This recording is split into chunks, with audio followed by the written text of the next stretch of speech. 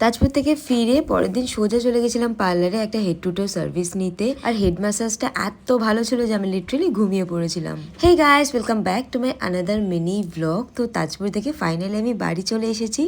পরের দিনও আমার প্রচণ্ড শরীর খারাপ ছিল, তাই আমি আর কোনো ব্লগ করে উঠতে পারিনি। আর আজকে সকাল থেকে সেই টানা বৃষ্টি পড়ছে, থামবার আর নাম নেই। আমি সেটাই ভাবছি যে আমি কি করে বেরোবো, আবার দুপুরবেলা বেরোনোর কথা আছে। যাই হোক, সকাল সকাল উঠে ফ্রেশ হয়ে ঘরের কিছু কাজবাজ করে আমি একটু ব্রেকফাস্টটা বানিয়ে নিচ্ছিলাম। নর্মালি জাস্ট 1 কাপ কফি আর একটু টোস্ট আর একটা কলা। এই ছিল আজকে আমার ব্রেকফাস্টে। আর ঘুম থেকে উঠেই আমি বাদাম তো খেয়েই নিই, কোনোদিন দেখাই আর কোনোদিন দেখানো হয় না। ব্রেকফাস্ট করার পর ফোন নিয়ে বসেছিলাম একটু আমার এডিটিংগুলো কমপ্লিট করার জন্য। এডিটিং কমপ্লিট করতে করতে অনেকটা লেট হয়ে গেছিলো। অ্যান্ড দেন তারপরে তাড়াতাড়ি করে স্নান টান করে উঠে খাওয়া দাওয়া সেরে একেবারে রেডি হয়ে গেছি। এইবারে যাব আমি পার্লারে। আজকে আমার একটা শ্যুট আছে। আমি তো রেডি হয়ে গেছি পুরো, বাট এদিকে র্যাপিডো আসার নাম নেই। ফার্স্টে তো ভাবছিলাম যে অটো করেই চলে যাব, দেন ভাবলাম আমার সত্যি ভালো লাগছে না, একদম এত ল্যাদ লাগছিলো। বাট শ্যুটটা আছে বলেই আজকে বাড়ি থেকে বেরোলাম, নাহলে আজকে বাড়ি থেকে বেরোনোর আমার কোনো ইচ্ছাই ছিল না। যাই হোক, ফাইনালি র্যাপিডোও চলে এসেছে। আর র্যাপিডো করে চলে গেছি আমি সোজা এই ম্যাজিক স্কিল পার্লারে, যেটা রয়েছে নাকতলায় একদম অধের পাশে। তো আমি আর জ্যোতি চলে গেছিলাম। আর এখানে গিয়েই আমি ফার্স্টে আজকে একটা হেয়ার স্পা করিয়ে নিয়েছিলাম।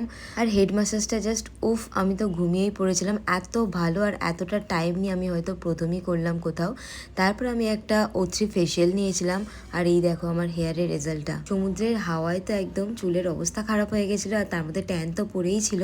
তার জন্য আমি একদম ফার্স্ট এসে সার্ভিসগুলো নিয়ে নিলাম। হেয়ার স্পা আর ফেশিয়ালের ডিটেলসের ভিডিওটা আমি খুব তাড়াতাড়ি তোমাদের সাথে শেয়ার করব। ওখান থেকে বেরিয়ে সোজা চলে যাই আমরা ফুচকা খেতে। আজকে আমার জ্যোতির বাড়িতে যাওয়ার আছে, জ্যোতির মাকে একটু দেখতে যাবো, জ্যোতির মায়ের শরীরটা খারাপ। এনিওয়ে, তো আমি অনেকক্ষণ ধরে প্রায় ছিলাম ওর বাড়িতে। আর এত বৃষ্টি পড়ছিল যে আমি বেরোতেই পারছিলাম না, তাই ওখান থেকে ডিনারটা সেরে ফাইনালি 11টা বাজে, তখন ঝিরিঝিরি বৃষ্টিতেই আমাকে বেরিয়ে পড়তে হলো। তাই ওরা অনেকবার বলার পরও আমি ওর বাড়িতে থাকতে পারিনি, বাড়ি চলে এসেছি। আর বাড়িতে এসে ফাইনালি আমাকে একটা খুব বাজে ডিসিশন নিতে হলো যে কিট্টুকে আর আমি আমার কাছে রাখতে পারবো না, কারণ আমার বাড়িতে প্রচণ্ড প্রবলেম হচ্ছে। আর লিটারেলি আমিও চাই না যে ওকে কাউকে দিয়ে দিতে, বাট আমিও ওকে সময় দিতে পারছি না সেরকমভাবে। তো আমাকেও সারাদিনই বাইরে বাইরে বেরোতে হয়।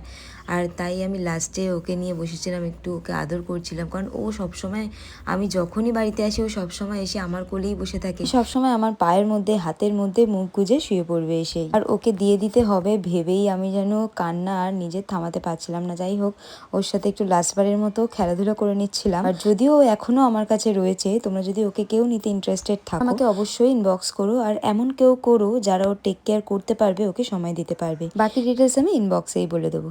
তো আজ ছিল এইটুকুই, দেখা হচ্ছে তোমাদের সাথে আবার নেক্সট মিনি ব্লগে।